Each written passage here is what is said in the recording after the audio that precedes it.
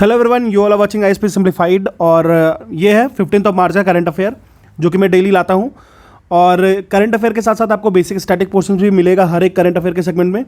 साथ में ही जो भी स्टैटिक कोर फैक्ट्स होंगे किसी भी पीसीएस या यूपीएससी एग्जाम्स के लिए, आप उसको इसमें इनकलकेटेड है ऑलरेडी, आप इससे बेनिफिट ले सकते हो। ठीक है ना। तो स्टार्ट करते हैं आज का हमारा करंट अफेयर 15 मार्च का।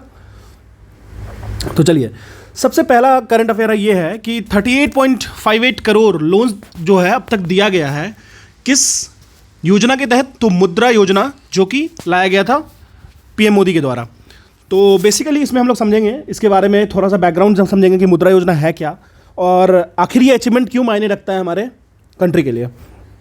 तो देखिए, बेसिकली जो मुद्रा योजना है ना, उसको 8 अप्रैल 2015 में लाया गया था। इस स्कीम के अंदर में कि जो भी हमारे कंट्री में लोग हैं ना, उनको लोन दिया जाएगा। कितने तक का? तो लगभग 10 लाख ये लिमिट है। 10 लाख तक का लोन दिया जाएगा। किस चीज़ के लिए? तो छोटे छोटे अपने बिजनेस स्टार्ट करने के लिए। तो छोटे बिजनेस को स्टार्ट करने में ये कंट्रीब्यूशन होगा। एक लोन का एक स्कीम आया है, ठीक है ना, मुद्रा स्कीम। तो बेसिकली कोई भी आदमी इसको ले सकता है। अगर कोई चाहता है अपने बिजनेस को बढ़ाना, छोटे से business, small entity of business को अगर बढ़ाना चाहता है, तो कोई भी इसको ले सकता है। अब देखिए, इसको लेने के लिए आपको एक मुद्रा कार्ड को इश्यू किया जाएगा। ठीक है, मुद्रा कार्ड को इश्यू किया जाएगा। साथ में ही इस स्कीम में, ये स्कीम आपको लोन कैसे प्रोवाइड करेगी, तो डिफरेंट बैंक्स के through, non banking financial companies के थ्रू, एनबीएफसीज के थ्रू, माइक्रो फाइनेंशियल इंस्टीट्यूशंस के थ्रू, और बहुत सारे फाइनेंशियल इंटरमीडियरीज होते हैं, उनके थ्रू। अब हम लोग एक चीज़ समझ लेते हैं कि आखिर ये नॉन बैंकिंग फाइनेंशियल सर्विस होता क्या है, फाइनेंशियल कंपनीज होता क्या है। देखिए, बेसिकली क्या होता है ना, ये प्रोवाइड करता है financial services and banking facilities. लेकिन आपको ये बात ध्यान रखना चाहिए कि बैंक का जो लीगल डेफिनेशन होता है ना, उसको ये फॉलो नहीं करता है।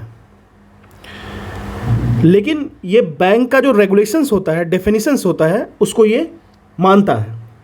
ठीक है, ये लोन प्रोवाइड करेगा, क्रेडिट फैसिलिटीज़ प्रोवाइड करता है, लेकिन बहुत सारी चीज़ों में इन पे रेस्ट्रिक्शंस होता है by reserve bank of India. अब कुछ एग्जांपल्स देख लेते हैं। बजाज फिनांस लिमिटेड, जिसको बजाज फिनसर्व भी कहते हैं, और महिंद्रा फिनांस, जिसको Mahindra and Mahindra financial service limited भी कहते हैं। मुथूट फाइनेंस लिमिटेड, आप समझते हैं, गोल्ड लोन्स जो प्रोवाइड करते हैं, ये भी एक एनबीएफसी ही है। फिर एचडीबी फाइनेंशियल सर्विसेज, ये भी एक एनबीएफसी ही है। क्लियर हो गया।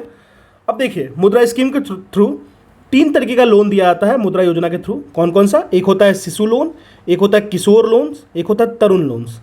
शिशु लोन में आपको लगभग 50,000 तक मिलेगा, 50,000 या उससे कम। ठीक है। किशोर में आपको लोन मिलेगा 50,000 से लेकर के 5 लाख से रेंज होगी उसकी। 50K से आपको लगभग 5 लाख के रेंज में ही आपकी लोन लाई करेगी। ठीक है। तरुण लोन की बात कर लें तो यहाँ पे आपको 5 लाख से लेकर 10 लाख के बीच में लोन मिलेगी। तो ये था हमारा मुद्रा स्कीम। हम लोग आगे चलते हैं। देखिए, अब आखिर ये न्यूज़ में इसलिए रहा कि मुद्रा पोर्टल जो है, एक चीज़ मैं आपको फिर से बता देता हूँ, पोर्टल एंड वेबसाइट का डिफरेंसेस।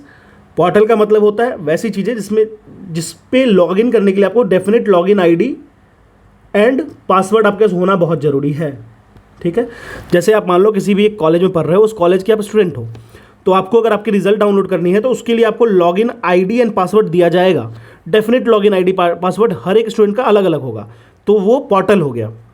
वेबसाइट क्या होता है? वेबसाइट एक ऐसा प्लेटफॉर्म होता है जहाँ पे ओपन प्लेटफॉर्म होगा, जैसे IRCTC, वहाँ पे कोई भी इंटर कर सकता है। जैसे PVR की वेबसाइट हो गई, ठीक है, टिकट बुकिंग के लिए, तो कोई भी n नंबर ऑफ पीपल उसमें इंटर कर सकते हैं और वहाँ से टिकट काट सकते हैं। क्लियर हो गया। ये तो बेसिक चीज़ें थी।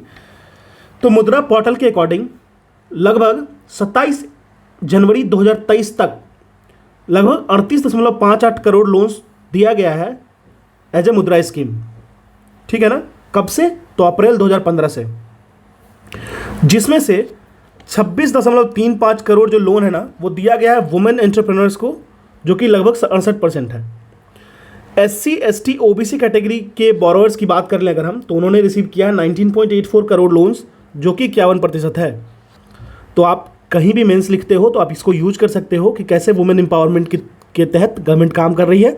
तो आप ये बता सकते हो कि वुमेन एम्पावरमेंट में वुमेन एंटरप्रेन्योर्स को लगभग 26.35 करोड़ लोन्स दिया गया अंडर द एम्बिट ऑफ मुद्रा स्कीम, प्रधानमंत्री मुद्रा स्कीम, ठीक है, मुद्रा योजना। अब एक चीज़ समझिए, अगर हम लोग मिनिस्ट्री ऑफ लेबर सर्वे की बात करें तो प्रधानमंत्री मुद्रा योजना ने मदद किया है लगभग 1.12 crore net additional employment in the country from 2015 से लेकर 18 तक, मतलब लोगों को लोन प्रोवाइड किया गया, लोग अपने बिजनेस को सेटअप किए और एम्प्लॉयमेंट जनरेट हुआ है, ठीक है। तो ये था, this is all about the मुद्रा स्कीम। चलते हैं हम लोग नए करंट अफेयर पे। देखिए बेसिकली इसमें क्या है ना, मिनिस्ट्री ऑफ जल शक्ति ने आइडेंटिफाई किया है 75 वाटर हेरिटेज साइट्स को।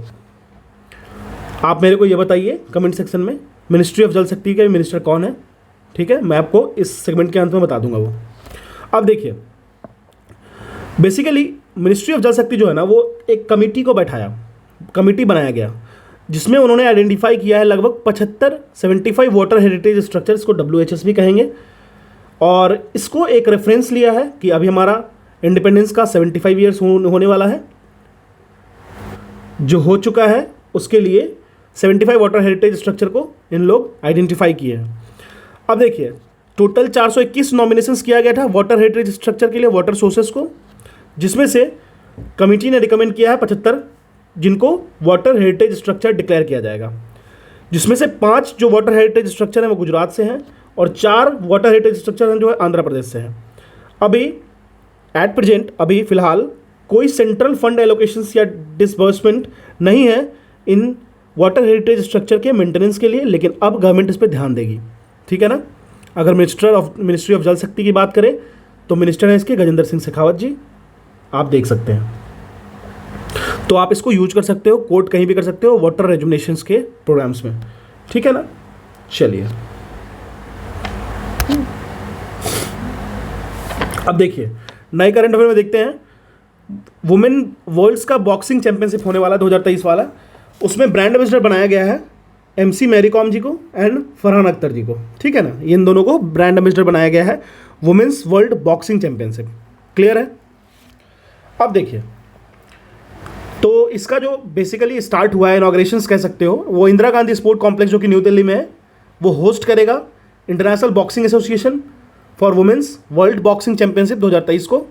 कब से कब तक करेगा, तो 15 से लेकर 26 मार्च तक। अब इसके टाइटल स्पॉन्सर की बात कर ले हम लोग, मेन लीडिंग स्पॉन्सर की बात कर ले तो वो महिंद्रा है। Mahindra has been named as the title sponsor of this competitions.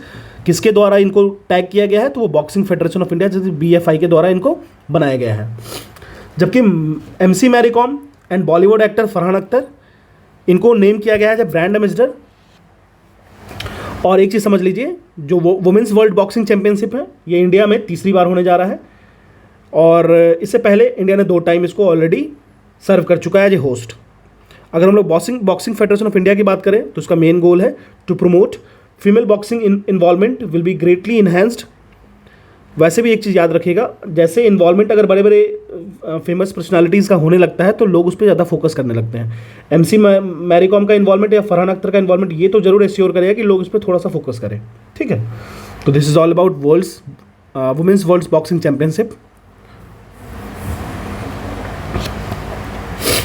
अब हम लोग चलते हैं, एक एक्सरसाइज हो रही है, एक्सरसाइज ला पेरोज, नाम तो आपको पता चल रहा होगा, फ्रेंच नेम है ला पेरोज 2023, और मार्च 13 एंड 14 2023 को इंडियन ओशन एरिया में होस्ट होगा 3rd edition of multilateral exercise La Perouse. Multilateral है, याद रखिएगा, ठीक है ना। यहाँ पे royal Australian navy, French navy, Indian navy, Japanese maritime self defence forces, royal navy and United States Navy will all have people, ship and essentials helicopters participating in this event। तो याद रखिएगा मल्टीलेटरल है तो बहुत सारे countries होगी, लेकिन most prime focus जो कंट्री होगी वो royal Australian navy, French navy, Indian navy, Japanese maritime self defence forces, royal navy and United state की नेवी, ठीक है। याद रखिएगा हर 2 साल पे ला पेरोज एक्सरसाइज को हम लोग एक बार फ्रेंच लोग कंडक्ट करवाते हैं, फ्रेंच नेवी के द्वारा कंडक्ट किया जाता है, और इसका बेसिक एम होता है कि हम कैसे मैरीटाइम डोमेन में अवेयरनेस बढ़ा के मैरीटाइम कोऑपरेशन को और से और ज़्यादा बढ़ाएं और ज़्यादा पार्टिसिपेटिंग करें इंडो पैसिफिक रीजन में, ठीक है ना। तो ये था हमारा एक्सरसाइज ला पेरोज। अब देखिए, अब आती है बात SCO की। तो देखिए SCO stand for Shanghai cooperation organisation. Supreme court justice chief justice meet held in New Delhi. तो जो एससीओ के सुप्रीम कोर्ट के चीफ जस्टिस हैं वो मिलेंगे नई दिल्ली में, ठीक है ना। तो ये जो होगी वो 18वीं मीटिंग होगी जहाँ पे chief justice of the supreme courts of the Shanghai cooperation organisation member मिलेंगे नई दिल्ली में। It was held under the presidency of chief justice of India D Y Chandrachud. तो डी वाई चंद्रचूड़ जो हैं वो हमारे कंट्री के 50वें CJI हैं। आपको ये बताना है कि 49वें CJI कौन थे, ठीक है ना। तो उनके इफेक्टिव जुडिशियल कोऑपरेशंस में डिफरेंट मेंबर स्टेट्स के 18 chief justice of India, chief justice of supreme courts मिलेंगे एससीओ में, ठीक है ना। अब ये 2 दिन का सेशन होगा जहाँ पे सारे एससीओ मेंबर्स पार्ट लेंगे। अब समझिए, इंडिया होस्ट करेगा संघाई कोऑपरेशन ऑर्गेनाइजेशन को, एससीओ को, ठीक है ना। तो एससीओ के टूरिज्म मिनिस्टर्स मीट TMM जो कि 17 और 18 मार्च 2023 को होने वाला है। कहाँ पे? तो काशी, जिसको हम लोग डेजिग्नेट किए हैं first cultural capital of the SCO. याद रखिएगा, ये क्वेश्चन वेरी वेरी इंपॉर्टेंट है, ठीक है ना। आप थोड़ा सा वाराणसी पे थोड़ा फोकस रखिएगा, ठीक है ना। चलिए, अब हम लोग कुछ एससीओ के बारे में समझ लेते हैं। पहली बात कि आपको ये समझना है कि एससीओ जो है ना वो एक permanent intergovernmental international organisation है। क्या है? Permanent intergovernmental international organisation है। बेसिकली यह एक Eurasian political, economic and military organisation भी मान सकते हो इसको, जो कि जिसका मेन एम क्या है? To maintain peace, security and stability in the region. अब ये इंडिया में इतना फोकस क्यों है? तो देखिए, एक चीज़ तो था आपको कल्चरल कैपिटल वाला, एक है इंडिया ऑल्सो होस्ट करेगा एससीओ फूड फेस्टिवल। कल्चरल वाला तो वाराणसी में होगा, बट एससीओ की फूड फेस्टिवल जो होगी वो मुंबई होस्ट करेगा 13 से 19 अप्रैल 2023 में। तो ये 2 याद रखिएगा जो इंडिया होस्ट करेगा। अभी इंडिया जो है वो करंट चेयरमैनशिप को ले रखा है संघाई कोऑपरेशन ऑर्गेनाइजेशन का, एससीओ का। एससीओ को फाउंड कब किया गया था? 2001 में। हेडक्वार्टर इसकी बीजिंग चाइना में है। सेक्रेटरी जनरल इसकी जैंगमिंग है जो कि चाइना से हैं। मेंबर कंट्रीज़ की अगर हम लोग बात कर ले तो 9 है: Iran, China, India, Kazakhstan, Kyrgyzstan, Pakistan, Russia, Tajikistan, Uzbekistan. अगर देखा जाए तो अगर हम लोग सेंट्रल मिडिल ईस्ट की बात कर ले, ठीक है ना, तो ये 9 मेंबर कंट्रीज़ हैं। अब एक चीज़ हम और समझ लेते हैं। एससीओ चार्टर को साइन किया गया था 2002 में और इसको फोर्स में लाया गया था 2003 में। एससीओ समिट 2021 वाली दुशानबे तजाकिस्तान में हुई थी, 2022 वाली समरकंद उज्बेकिस्तान में हुई है, ठीक है ना। अगर हम उसके फाउंडिंग मेंबर्स की बात कर ले तो 5 फाउंडिंग मेंबर्स हैं एससीओ के, जो कि China, Russia, Kazakhstan, Kyrgyzstan, Tajikistan. देखिए, तुर्कमेनिस्तान को हटा दीजिए बस, ठीक है। जितने तान है ना उसमें से तुर्कमेनिस्तान को हटा दीजिए, बाकी सारे आपको मिल जाएंगे। इंडिया एंड पाकिस्तान ऑफिशियली इसको ज्वाइन कब किया? 2017 में ज्वाइन किया था। इस बात का भी हमें ख्याल रखना है। This is all about SCO. अब देखिए, एक चीज़ बहुत न्यूज़ में है। वेस्ट बंगाल गवर्नमेंट ने, है ना, उन्होंने कहा है, सेंटर से बोला है कि उनको अलाउ करने के लिए पॉपी कल्टीवेशन के लिए। अगर आप पाब्लो एस्कोबार वेब सीरीज़ देखे हो या फिर अगर आप किसी भी ड्रग कार्टेल, सिनालोआ कार्टेल की कोई वेब सीरीज़ देखे हो तो आपको पता होगा पॉपी कल्टीवेशन किस लिए किया जाता है। हालांकि इसके बहुत सारे मेडिसिनल फैक्ट्स हैं, बहुत सारे मेडिसिनल इफेक्ट्स हैं पॉजिटिव एस्पेक्ट में, लेकिन इसको हम लोग ड्रग्स बनाने में भी यूज़ करते हैं, ठीक है, ह्यूमन। तो वेस्ट बंगाल की जो चीफ मिनिस्टर है ममता बनर्जी, उन्होंने कहा है, सेंटर से रिक्वेस्ट किया है कि सेंटर जो है वो अलाउ करे किस चीज़ के लिए? तो पॉपी कल्टीवेशन को स्टेट में बढ़ावा देने के लिए। और उनका कहना है कि जो बंगाली कुजिन्स होता है ना, कुछ डिलीशियस बंगाली कुजिन्स होता है, उसमें यूज़ करते हैं उसके सीड्स को, ठीक है, जिसमें पॉपी सीड्स को डालने पे वो जो कुजिन्स है, जो उनका जो डिश है वो बहुत ही सुंदर बनता है, बहुत ही टेस्टी बनता है। और उनके अकॉर्डिंग ये इंटीग्रल पार्ट है बंगाली क्यूजिन्स का। और साथ साथ में ही आपको ये समझ में आना चाहिए कि जो पॉपी सीड्स है वो बहुत ही कॉस्टली है एंड इसके कल्टीवेशन बहुत ही कम स्टेट्स में ही होती है। आप देखिए, इस तरीके का शेप होगा, इस तरीके का, इसमें क्या होगा, यहाँ से लेकर के इस तरीके से ब्लेड करेंगे, मतलब कट करेंगे, और यहाँ से जूस टाइप का कुछ गिरता है, उसको ये लोग स्टोर करते हैं और यूज़ करते हैं, ठीक है ना। अब आप एक चीज़ समझ लीजिए कि अभी प्रेजेंट में ओपीएम पॉपी कल्टीवेशन परमिटेड है selected tracts in the 3 state कहाँ कहाँ, मध्य प्रदेश में, उत्तर प्रदेश में एंड राजस्थान में, लेकिन लिमिटेड परमिट्स हैं, ठीक है। अगर हम लोग बात करें वेस्ट बंगाल की तो कैपिटल कोलकाता है, चीफ मिनिस्टर ममता बनर्जी हैं दीदी, गवर्नर इसके अभी सीवी आनंद बोस हैं, ठीक है। This is all about West Bengal urged centre to allow poppy cultivation. अब चलते हैं हमारे नए करंट अफेयर पे। देखिए, उत्तराखंड जो है ना वो पहला स्टेट बना है जो स्टार्ट करेगा इंश्योरेंस स्कीम। किस चीज़ के लिए? सेरीकल्चरिस्ट के लिए। अब हमको समझना है सेरीकल्चर होता क्या है। तो इसको स्टार्ट करने से पहले हम लोग ये समझते हैं ना कि सेरीकल्चर होता क्या है। तो देखिए, बेसिकली सेरीकल्चर का मतलब हुआ रेयरिंग ऑफ सिल्क वॉर्म्स, ठीक है। सिल्क को रेयर करना सिल्क वॉर्म से। एक चीज़ समझिए, ये एग्रो बेस्ड इंडस्ट्री है, कभी भी इसको एनिमल बेस्ड इंडस्ट्री मत समझिएगा, एग्रो बेस्ड इंडस्ट्री है। इसमें क्या होता है कि हम लोग सिल्क वॉर्म को रेयर करते हैं किस चीज़ के लिए? तो रॉ सिल्क के प्रोडक्शन के लिए, जो कि एक यार्न होता है जो ऑब्टेन्ड होता है कोकून से, कुछ इंसेक्ट्स होते हैं उससे, ठीक है। बेसिकली हम लोग जो डोमेस्टिकेटेड सिल्क वॉर्म यूज़ करते हैं, सिल्क यूज़ करते हैं ना, वो एक बॉम्बेक्स मोरी होता है, जो कि मलबरी, जो तूत की पेड़ होती है ना, उससे मिलता है वो। और अगर हम बात करें मेजर एक्टिविटीज़ सेरीकल्चर में जहाँ जहाँ यूज़ होता है, फूड प्लांट कल्टिवेशंस में भी यूज होता है सिल्क वॉर्म को फीड करने के लिए, एंड सिल्क के फ्रेगमेंट्स भी निकाले जाते हैं। तो उत्तराखंड जो है वो पहला स्टेट बना है जिसने इस स्कीम को लाया है, इंश्योरेंस स्कीम को फॉर सेरीकल्चरिस्ट को। देखिए बेसिकली क्या होता है ना, कभी कभी हेल्थ स्टॉर्म आ गया या कभी कहीं कुछ मान लीजिए डिजीज़ लग गया पेड़ में, तो सबसे ज़्यादा लॉस किसको होगा? फार्मर्स को होगा, सेरीकल्चरिस्ट को होगा, जो सेरीकल्चर को परफॉर्म कर रहे हैं उनको होगा। तो उनके लिए एक इंश्योरेंस स्कीम को लाया गया है उत्तराखंड गवर्नमेंट के द्वारा, और ये इंडिया का सबसे पहला स्टेट है जो ये इसको ला रहा है, ठीक है ना। रेशम कीट बीमा स्कीम, इसका नाम रखा गया है रेशम कीट बीमा स्कीम, सेरीकल्चर जो प्रोडक्शन करते हैं उनके लिए। पहले फेज में, जिसको हम लोग पायलट प्रोजेक्ट कहेंगे, पायलट कहने का मतलब हुआ है कि इसको हम लोग चला के देखते हैं, अगर ये चल गया तो फिर आगे इंप्लीमेंट होगा अच्छे से। लगभग 200 सेरीकल्चरिस्ट को, जहाँ जो कि 5 ब्लॉक से लिया जाएगा और 4 डिस्ट्रिक्ट से उनको लिया जाएगा इस स्कीम के अंदर में, देहरादून, हरिद्वार, उधम सिंह नगर एंड नैनीताल। देखिए, अगर आप यूकेपीसीएस नहीं दे रहे हैं तो आपको ये डिस्ट्रिक्ट याद रखने की जरूरत नहीं है। इन 4 को इंश्योर्ड किया गया है कि ill effects of climate change, scarcity of water and other hazards को इसके एम्बिट के अंदर लाया जाएगा। अगर ऐसा कुछ होता है तो इनको इंश्योरेंस प्रोवाइड किया जाएगा।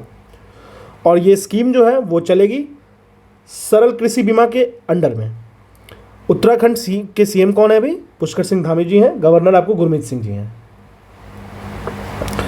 अब देखिए, उत्तराखंड का बात हो रहा है तो उत्तराखंड के बारे में अभी आपको जोशीमठ का लगभग 7 दिन तक लगातार एडिटोरियल में आया था the Hindu and Indian express में, कि किस तरीके से लैंडस्लाइड्स वहाँ पे किस तरीके से हो रहा है। तो अब देखिए, उत्तराखंड का जो रुद्रप्रयाग है ना, मैंने आपको गंगा रिवर सिस्टम पढ़ाया है, आप एक बार उसको देखना, आपको पता चलेगा। तो उत्तराखंड का जो रुद्रप्रयाग है ना एंड टेहरी एक जगह है, वो टॉप है लैंडस्लाइड इंडेक्स में। ये रिपोर्ट किसके द्वारा दिया गया है? तो इंडियन स्पेस रिसर्च ऑर्गेनाइजेशन के द्वारा दिया गया है, ठीक है। इसरो की अगर फाउंडिंग डेट की बात करें तो 1967 में है, आप एक बार कंफर्म कर लेना। तो ये रिपोर्ट दिया गया है इसरो के द्वारा। उन्होंने बताया है कि लैंडस्लाइड्स हुआ जो 1998 से लेकर 2022 तक में, वो रेड कलर से मार्क्ड है, आप देख सकते हो। और ये डिस्ट्रिक्ट की बाउंड्रीज है, जो डिमार्केशंस है। तो लैंडस्लाइड जोन आप देख के आपको खुद पता चल रहा है कि कितना ज़्यादा इफेक्टेड एरिया है उत्तराखंड स्पेशली, ठीक है। हम लोग आगे चलते हैं। अब देखिए, जो निकाला गया है इनके द्वारा रिपोर्ट, वो लैंडस्लाइड एटलस कहते हैं उसको। इसके तहत इसरो की एक Hyderabad based national remote sensing centre है, जो एनआरएससी कहती है, एनआरएससी कहते हैं उसको, नेशनल रिमोट सेंसिंग सेंटर, जो कि ये रिपोर्ट को पेश की है।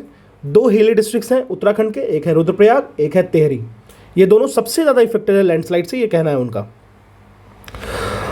अगर हम लोग बात करें नेशनल रिमोट सेंसिंग सेंटर की, तो इन्होंने जो लिस्ट निकाला है उसमें 147 डिस्ट्रिक्ट के बारे में बताया है, जो कि लैंडस्लाइड से इफेक्टेड होने वाले हैं हमारे पूरी कंट्री में, जिसमें से रुद्रप्रयाग जो नंबर 1 पे है, जो उत्तराखंड में है, एंड टेहरी जो नंबर 2 पे है, वो भी उत्तराखंड में है। और कुछ जान लेते हैं, केरला का त्रिशूर, पलक्कड़ डिस्ट्रिक्ट, ये दोनों काफ़ी ज़्यादा इफेक्टेड है। 3रे और 5वें स्पॉट पे आता है ये दोनों, ठीक है। चलिए और कुछ जान लेते हैं, राजौरी एंड पुलवामा जम्मू एंड कश्मीर का, कोझिकोड एंड मलप्पुरम केरल का, and south Sikkim and east Sikkim वाला रीजन भी इफेक्टेड है, हाई रिस्क डिस्ट्रिक्ट में काउंट होगा फॉर लैंडस्लाइड्स। सिरोबगढ़, नरकोटा, ये रुद्रप्रयाग के आसपास का एरिया, ये भी इफेक्टेड है लैंडस्लाइड से, और यहाँ पे लैंडस्लाइड्स थ्रू आउट ईयर देखा जा रहा है। अब इनके तहत जो डिस्ट्रिक्ट इमरजेंसी ऑपरेशन सेंटर बनाया गया है, लगभग 32 ओल्ड लैंडस्लाइड जोन को मेंशन किया गया है, जिसमें से मैक्सिमम लोकेटेड है NH 107 से। तो अब आपको यहाँ ये भी पता चल गया कि NH 107 वहीं के आसपास से गुजरती है।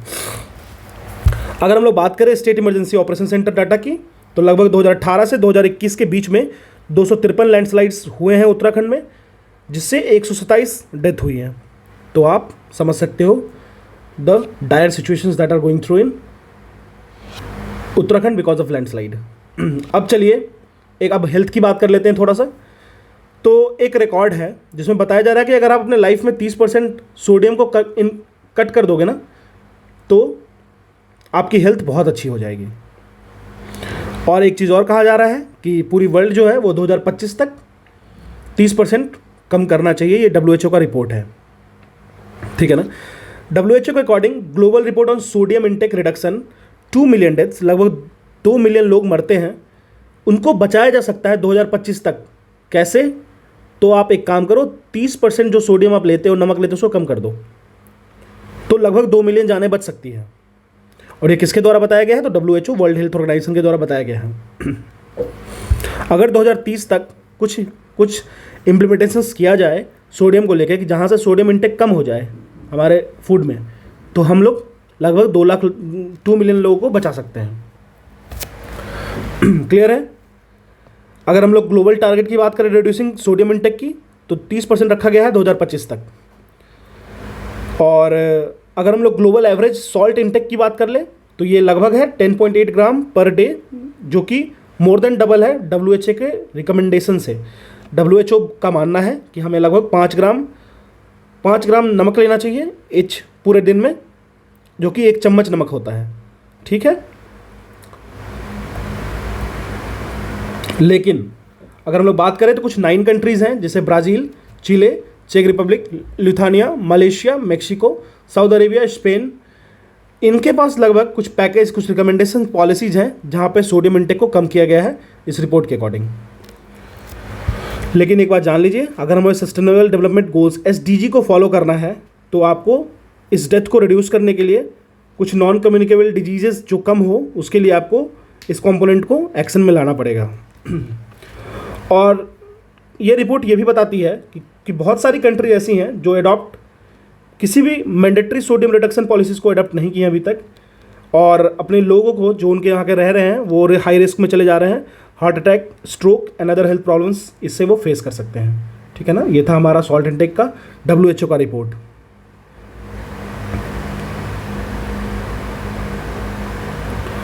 ठीक है ना।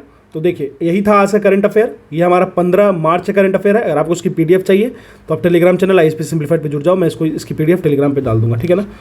Thank you.